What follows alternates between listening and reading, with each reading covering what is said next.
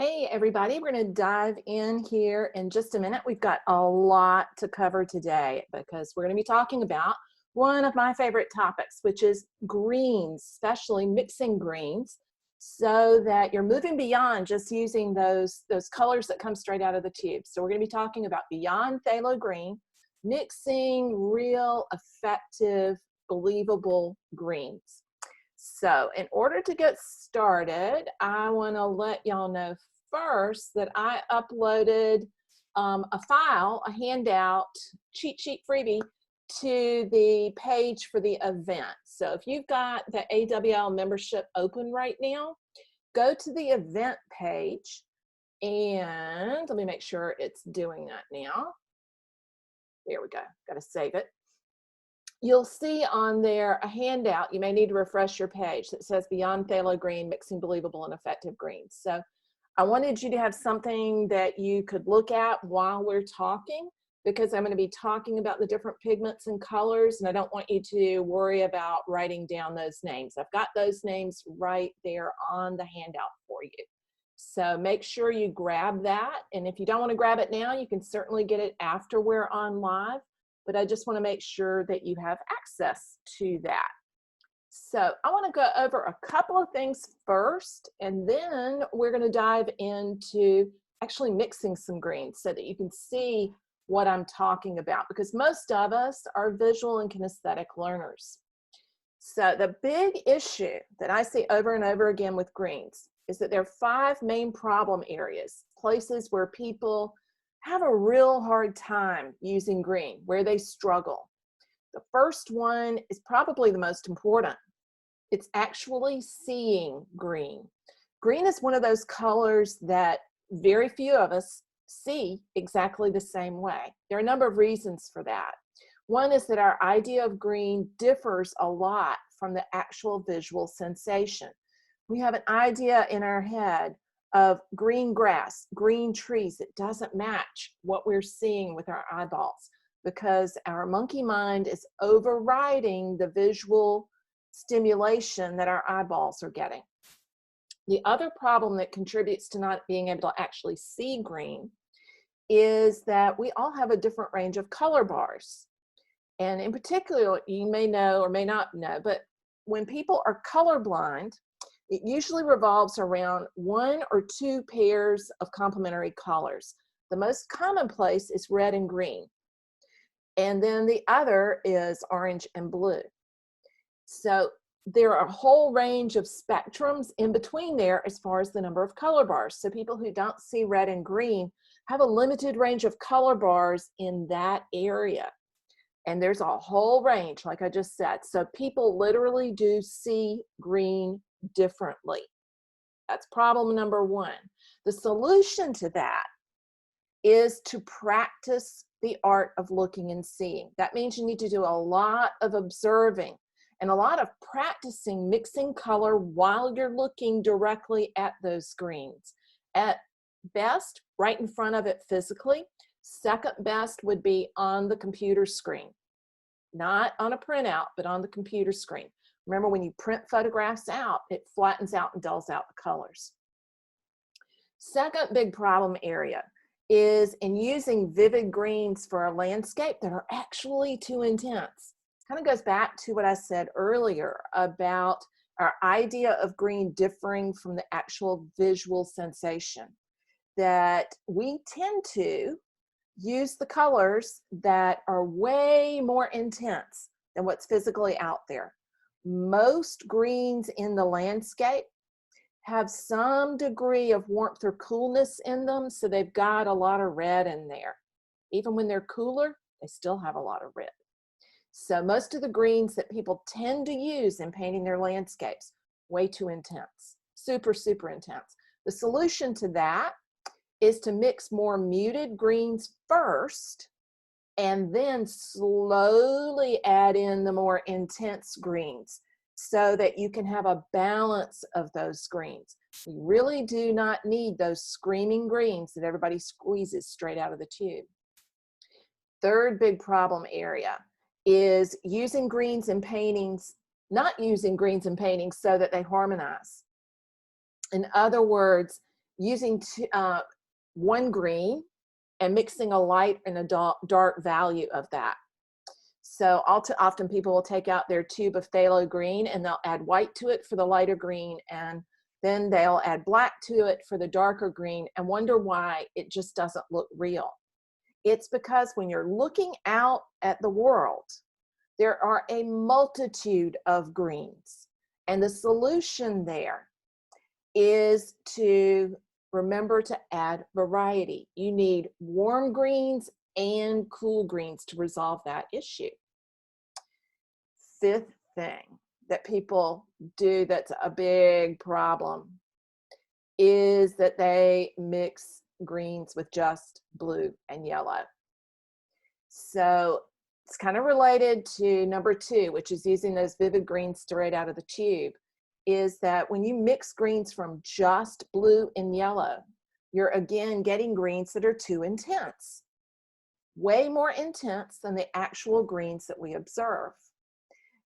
In actuality, it requires 3 to 4 colors, not just 2, not just a blue or a yellow, in order to accurately mix what you see. So, ways to mix believable greens. Number 1, use blue and yellow and a warm or a cool neutralizer so that you're taking the edge off of it, so that you're adding that bit of red or slightly cooled down red into it to make it a more believable green.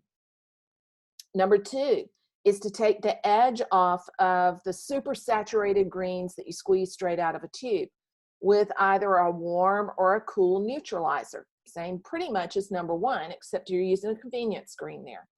Number 3 is to use an already neutralized color and either yellow or blue. In other words, to mix green from something besides just yellow or blue. An example of that would be mixing green from black and yellow. Makes a fantastic green, very, very rich green. And the reason that works is that black has a tremendous amount of blue in it. It's basically a dulled out blue. Number 4 is to use a convenience green. And those of you who've watched me paint or been in one of the painting classes, the courses that I teach, know that I use a convenience green.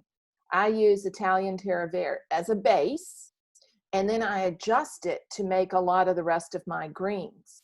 So having a pure green, and Italian Terra Verde, it's about as pure a green as you can get out of a tube. A little on the dark side value-wise, but pretty close on everything else. And then adjusting it to make the warmer or the cooler greens, the lighter and the darker greens. The advantage to using a convenience green that way as a base is that it just saves you time in mixing. So I don't have to mix together the yellow and the blue to get that base green.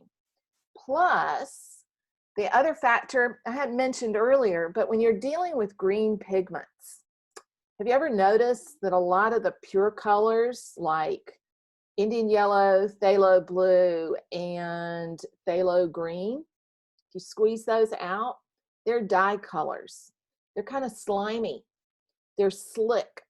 They move around super easily on the canvas or on the panel. They don't have a lot of body to them. So one of the reasons I like using that green base color and using the Terra Verde or the green earth is it has a lot of texture to it from the get-go. It's got a lot more body to it as a paint. And it's a little less expensive, so I save money that way as well. So it becomes like a carrier for the more intense colors. So that's another reason to think about using that convenience green as a base color. So I want to dive in and go through some of those 4 ways that I just talked about of mixing those believable greens, and then answer any questions y'all have got. So I've got a second camera set up so that y'all can watch me mix, and then we're going to dive into any questions that you have. So know that I'm not going to be able to see your questions while I'm mixing, but I'll come back through them. After I do that, I'll come back to the desktop and switch the camera back over here so that I can answer any questions that you've got. So if you've got that handout, again, if you just joined in a little bit late, there is a handout for you on the event page for our training this month. And it's a PDF. You can download it. It has the list of the colors that I've got out on my easel right now so that you can see what those are. So let's dive in because I love to mix those colors. Let me switch this over. So it's going to take just a second here to make that camera switch and turn on the light because I clearly forgot to turn on the extra light here. And we'll switch everything over. Here we go.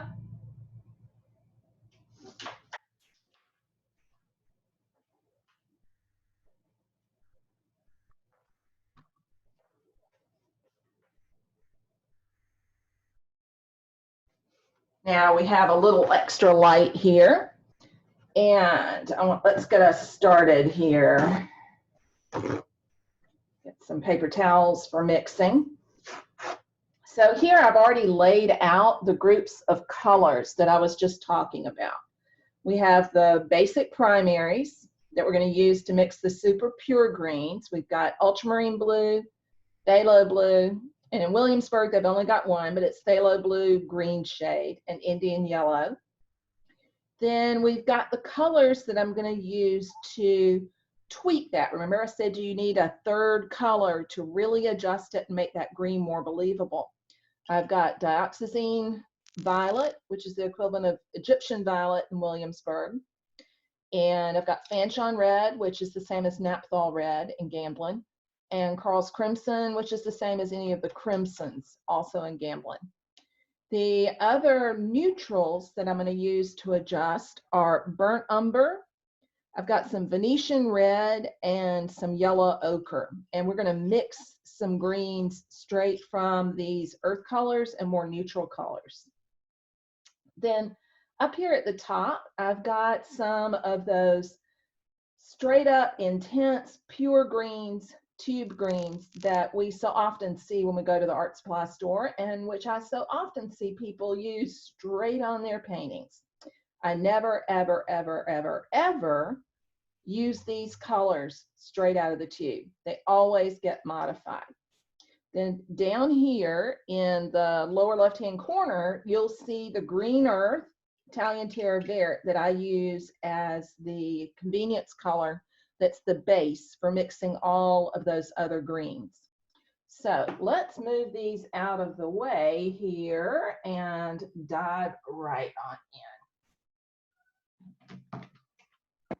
These out of here and move these out of the way.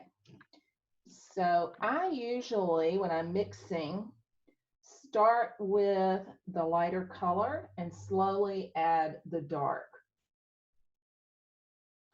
And remember that with Indian yellow, because it's a dye color, I'm going to need to add a tiny little bit of white to that because those dye colors are transparent in order to make it go to a pure green. So this first one I'm going to mix, I'm going to try to get just as close to a straight up green as possible. And I want to show you the difference between mixing that with phthalo and with ultramarine. So let's bring both of those two piles of paint straight on up into being yellow and not quite as warm. Indian yellow straight out of the tube it does have a tiny little bit of red in it. When you add the white to it, it cools it down and also makes it more opaque. It really is the only pure yellow I use. Get this pile going so that they're about the same value. I think my top pile needs a little bit more white to make it more yellow and a little less yellow orange.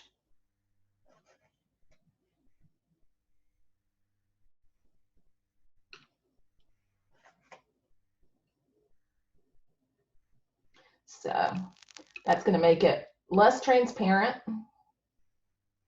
and lighter in value, closer to like a cad yellow medium.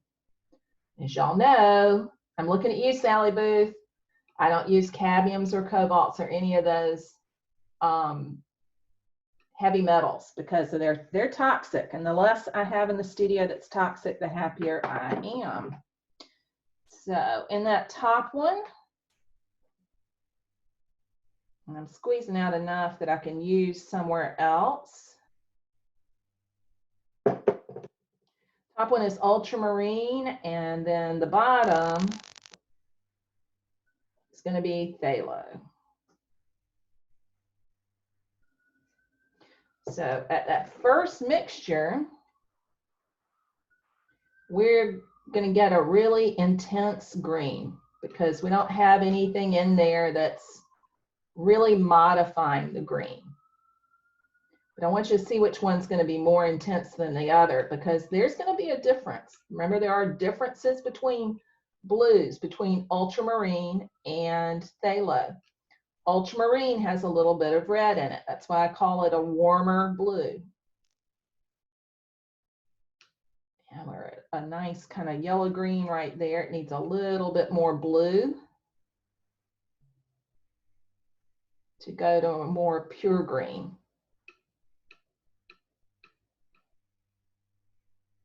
And there we're getting to closer to the actual center of the line green, center of the color wheel, I should say, green. Needs a little bit more blue. So notice I'm mixing the dark into the light slowly. If you put too much in too fast, it just makes mixing really, really difficult. So go slow and steady wins the race. That's still a little bit on the yellow side, but I'll leave that there. I can't leave it alone. I have to add a tiny little bit more blue to it, even if that takes it to the blue-green. I don't think it's going to. Okay, you'll notice that that's a little bit of a flat-looking green, slightly dulled. That's because of that little tiny bit of red that's in ultramarine blue. To get a more pure green, we're going to have to go with phthalo to mix the green. Because phthalo already leans towards green. And it has less red in it. In fact, it has no red in it, unless you're using that green shade. You see how much bluer it looks already, even at that lighter value. If we add, I'm going slow here because a little bit of phthalo goes a long way. Now we're getting towards that pure green color. But notice how intense it is. It's super, super intense. Very little in the natural world actually looks like that. So if we wanted to use that, it's going to be better to take some of that and add a neutralizer to it. So for a neutralizer, I've got that Venetian Red, which is the warm red. I've got a cool red. I'm going to use that on another color in a little bit. I'll go on and squeeze it out though.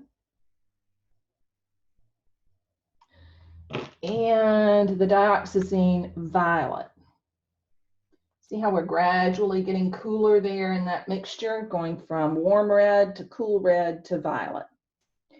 So if I want to take the edge off of this super intense green here, I can use any one of those. And it's going to neutralize what I call taking the edge off of the super intense color. So if I take just a little bit of that red and add it in, it's gonna begin to make it match. See how close that is now? Now it matches the green that I got from yellow and ultramarine blue. So yellow and the ultramarine blue automatically makes a more real, natural green. And adding just a tiny little bit of red to our yellow and phthalo mixture makes the same. So it takes that edge off and makes it look less like kind of nuclear atomic green and more like the real green you would see on grass or on trees. So that's what I would do if you're going to mix the green from a straight yellow and a straight blue, is to adjust it with that third color. If I added violet to it, just show you a little bit about what it would look like. And that is one of my favorite mixtures. Doesn't take very much. Violet is like phthalo. A little bit goes a long way. It's not a complement, but it's a close complement. So it's a very effective neutralizer. It's just one I use with a great deal of care.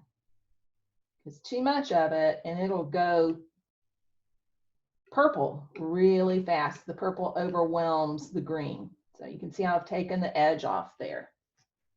So that's the first way to do it, is to use 3 colors instead of the 2, the normal 2, in order to mix. Now, the other way that you can do that is to, I'm going to start with, I'm going to use 2 of them here. I'll use all 3. So let's get the lighter one. This is the permanent green light, straight out of the tube.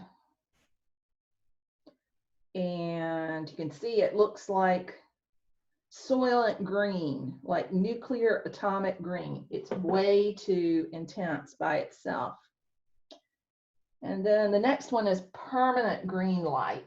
And 1 tube of this will last me a couple of years, permanent green. It is a super intense, pretty much straight up green.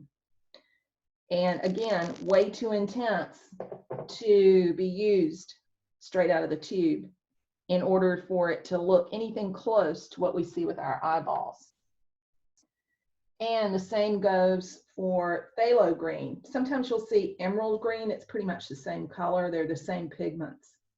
All of those are way too intense to just use without any sort of modification at all. Now you can modify those with any of these neutralizing colors I've got up here. So one of my favorite combinations is a little bit of that red into that permanent green light. It makes a green that is perfect for things like fields and marshes. It's light, but it's warm. And it still appears intense when it's in the context of being against other colors, but it's not looking garish. You see how nice and warm and rich that is? Just a little bit of the warm red to modify it goes a long, long way. Same thing with the permanent green light. A little bit of the warm red, either one of those reds, or a little bit of purple if you need to darken it. So say I needed to have a darker version and a lighter version of that permanent green light. To have a lighter and warmer version, I'll add a little of the warm red.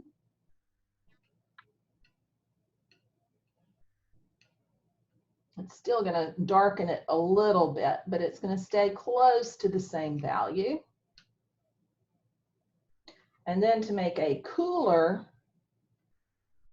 dark, a little bit of the dioxazine violet. I need a little bit more of that. I'm so afraid of putting too much of it in because it's such a strong color.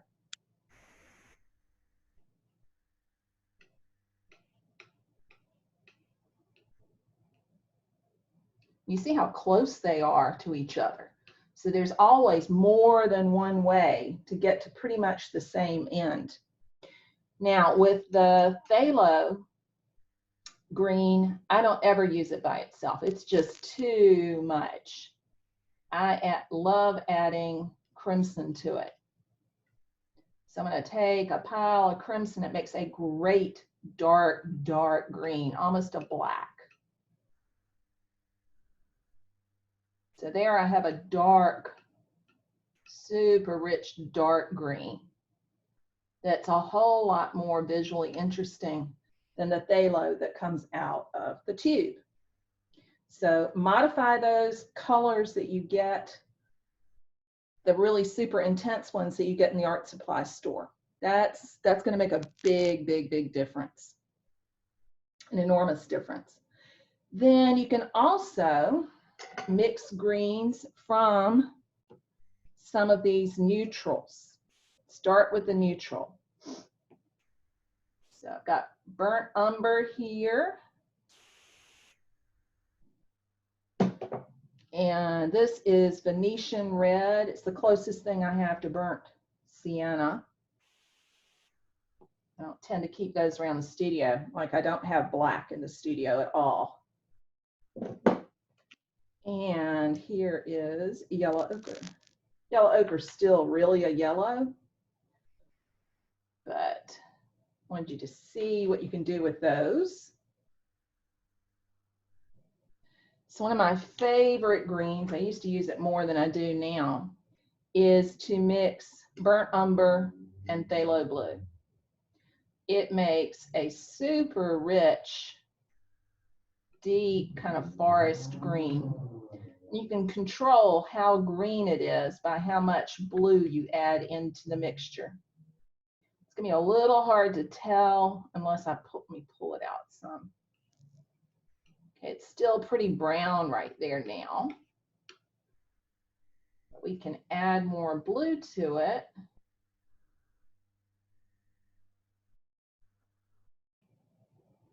And it's gonna richen up a lot.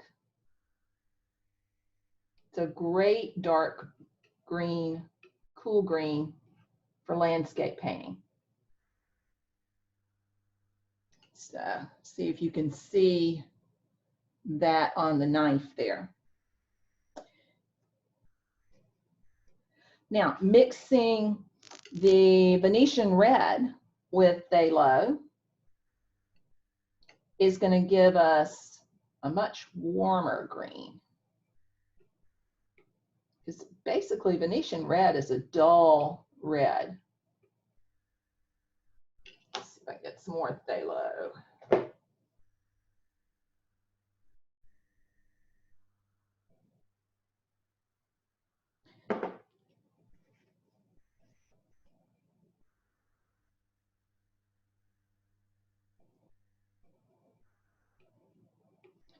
So it's going to be a much warmer green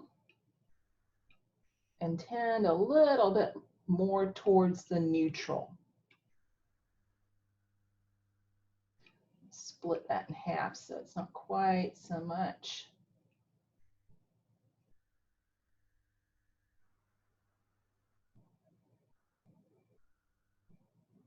There we go.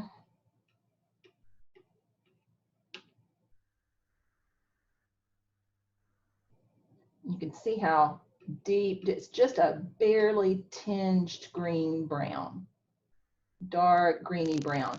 And just like with the burnt umber mixture, the more of the blue I add, the more blue greeny it will go.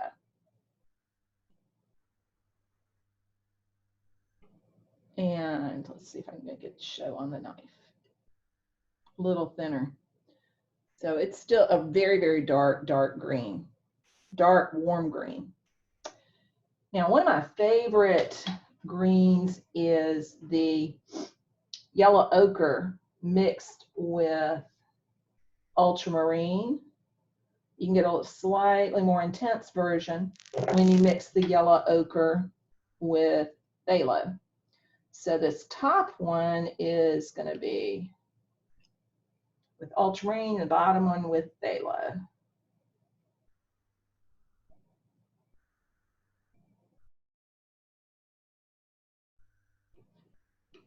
It makes some really lovely warm greens, depending on how much of the blue you add in. So it's like the sunlight striking on pine needles right there.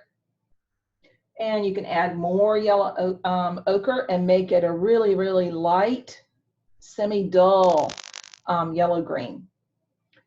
Then watch how much more intense the green is when you make it with phthalo blue instead of ultramarine blue. In spite of it being mixed with yellow ochre, it's still pretty intense. Need it a little bit more. I overwhelmed my yellow ochre with my phthalo. So see, it's still, even though it's warm, it is still a very, very intense green. Got more blue undertones almost no matter what you do to it. Then the last thing I wanted to show you here was the benefit of using that convenience green and how you can adjust it. And if you've seen me paint, you know that what I tend to do is squeeze out at least 3 piles of that convenience green base. In this case, it's the Italian Terra Verde right here. I found a really good substitute for that is Blick's Green Earth. It's pretty much the same color. So if you can't find the Williamsburg, use the Blick, and it works just beautifully. So my favorite dark green that I use so much is dioxazine green into that Terra Verde base. And it makes a really lovely dark green that's very, very purple. So it's a great color for shadows. Then what I'll usually do is, you can see how little of the violet green mixture is on the knife. I'll take what's on the knife and add that to my middle green pile that's going to stay as my, literally, my middle green value.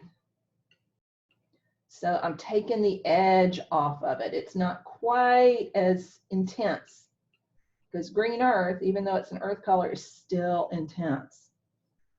Then for that lighter green, the lighter value, I usually take yellow ochre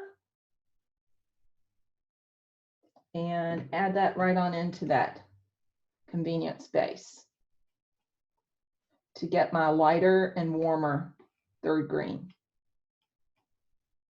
It's probably a little yellower than I intended, but easy to tone it down. So it makes a great color for the sunlight hitting on that green. And lots better than if I mixed it or taken it straight out of the tube. So those are the greens that I would suggest you think about playing around with and making some variations on. That's certainly not all that you can do, but it's where I would get started. I would experiment a lot so that you end up with more believable greens than what comes straight out of the tube, so that you move beyond phthalo green. So let me hop back over here to the computer and I'll take questions.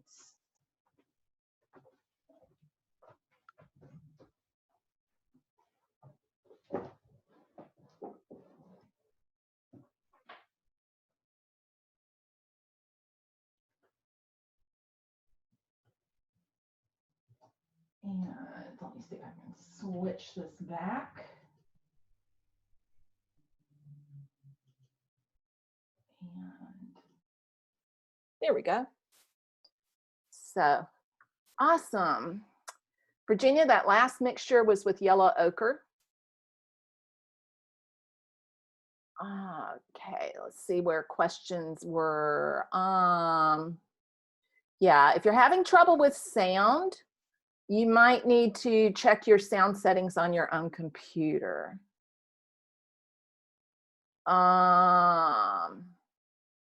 Hmm. Yeah, CL says she's got sound, so it may be something else.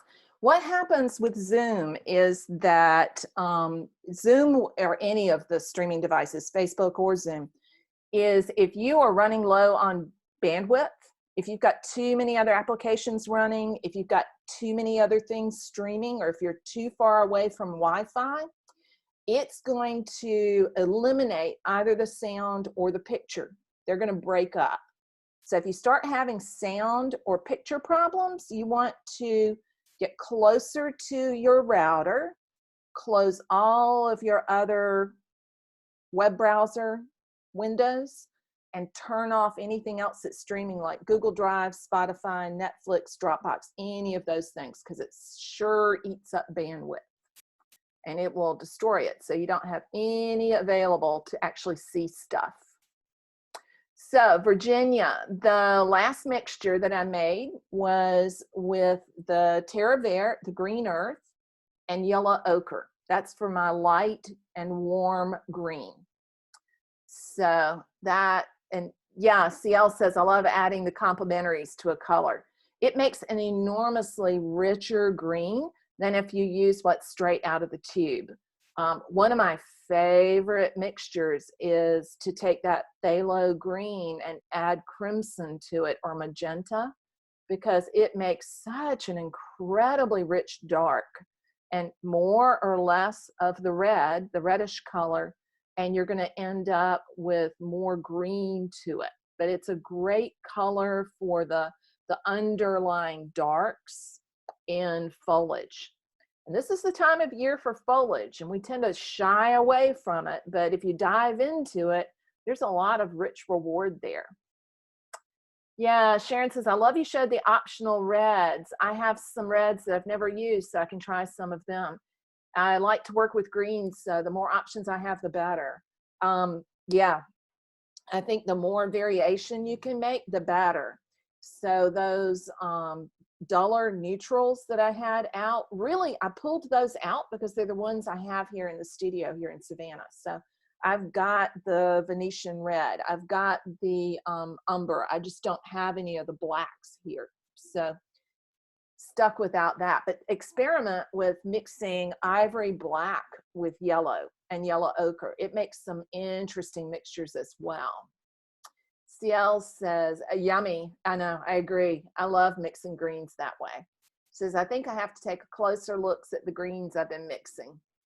I think just experiment a little bit. You can go kind of hog wild if you're not careful. So think about just adding one or two at a time to what you're working with so that it doesn't go out of control. But yeah, ivory black and yellow is really nice. I've eliminated black so totally from the studio that I don't even have any here. Hog wild CL, never. I would never apply that to you. Yeah, we can all get a little hog wild at one time or another. And actually, I think there's no better color to go hog wild with than with green, as long as you're modifying it. So as long as you're modifying it. So any other questions about the greens that we went over? So I want to make sure that I haven't left anybody on the edge. Jane says ivory black and yellow ochre is nice. It is.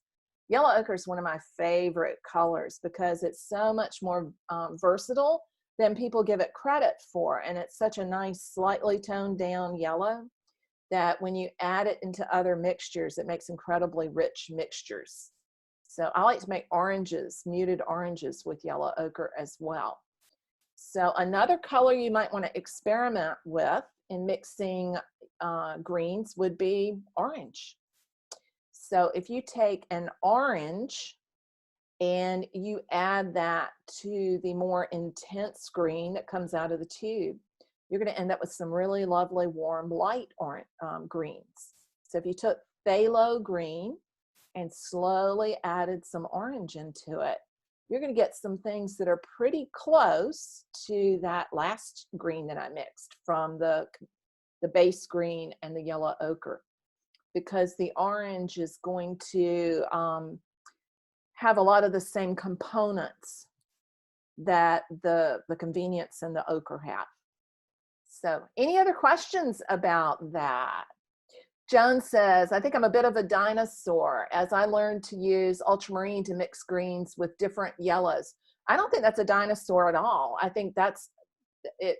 Ultramarine is a much better blue to mix greens with than phthalo. That, I hope that came across, because when you mix phthalo with yellow, you're going to get a super saturated green that's too intense. When you use ultramarine blue, your greens are going to be closer to reality because of that little bit of red in there. So that doesn't make you a dinosaur at all, Joan. You're doing it the way I do. And I don't generally use greens out of the tube because they are just so stinking saturated. I only use them when I modify them some. I do use that green earth a lot just because it's so easy to modify, and I like the viscosity, the thickness of it for painting with a knife. So no, you're not a dinosaur. You're doing it actually the way that's going to lead towards more natural greens. I would just move away using from the cadmiums until you, as you said, use up your dad's paint. Use it up. It needs to be used. I would definitely not throw it away. But once you use it up, then go in another direction. I would add some additional green mixtures to your range, because if the only things that you're using to mix green are cad yellow and ultramarine blue, you're missing that range of warm and cool that I talked about. So add in a third color. So think about adding a tiny little bit of red to that, and that's going to make it look even more natural. Think about adding a little tiny bit of violet to it for the shadows. So just push that range out a little bit, but you're absolutely on the right path there, Joan. Not a dinosaur at all. So anybody else have any questions at all? We've got a couple of minutes left. I wasn't sure how long it was going to take me to demo those mixtures, but I wanted to make sure that there was time in here for questions as well. So let me know any questions that you have. And remember that, as I said, there is a handout on the event page that has a list of those colors that I used.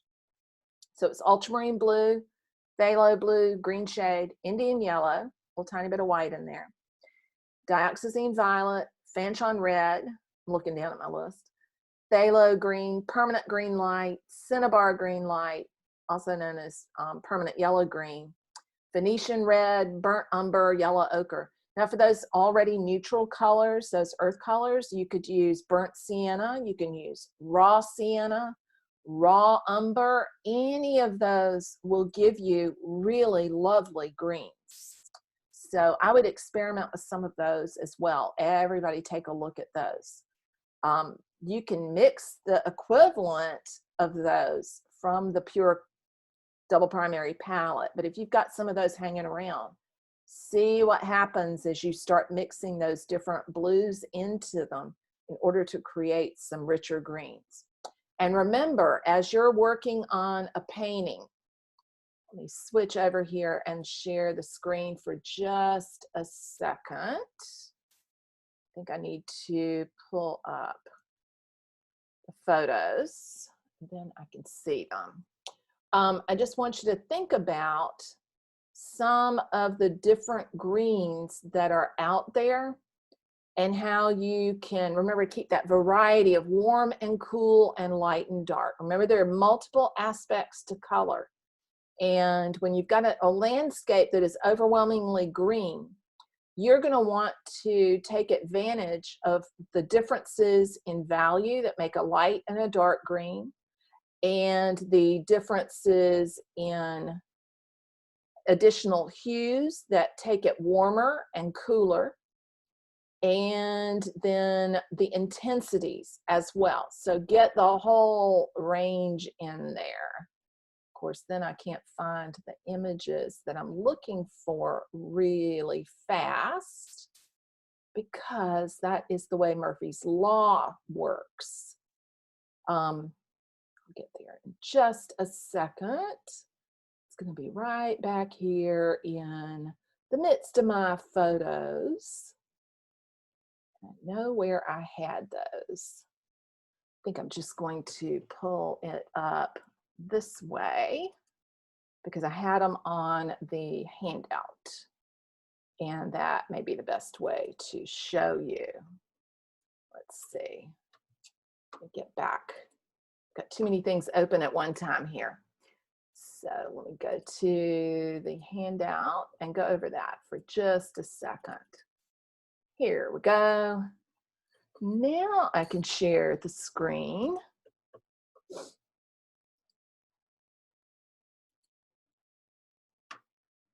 So the light that is great for showing the palette is terrible for being at the computer. So I'm going to turn that off for the second.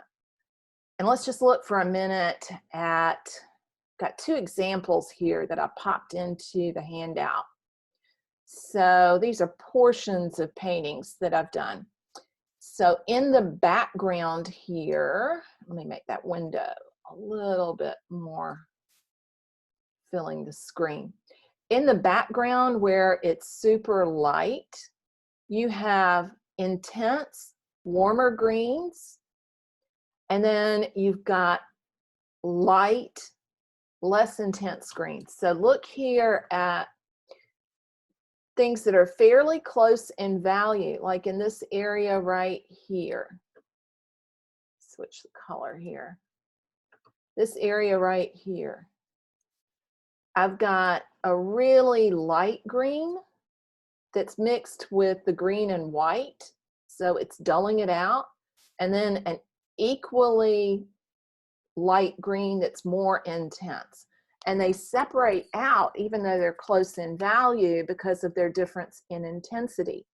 You can do the same thing with differences in temperature, and it becomes so much richer when you do that.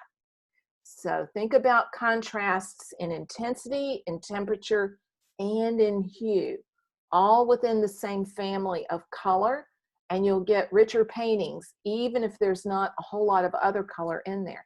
As you can tell, this painting doesn't have a whole lot of other color in here other than green. You can see little bits of the toned ground showing through, but it's predominantly green. Some blue grays in the tree trunk. But what keeps it rich is having that whole full range of greens. Same thing with this one. Same tree, different time of day. So they're the intense yellow greens, the intense or less intense light greens, same value. One has less intensity to it. Then we have cooler and darker greens. So that full range is what makes the composition more interesting. And as I said, I've got that list of colors right here for you so that you can see what you've got already on your own palette and think about how you can mix some more rich, intense greens. So any last questions before we hop off? Let me stop that share there. Got time for one last question if anybody has one. Anybody have a last final question?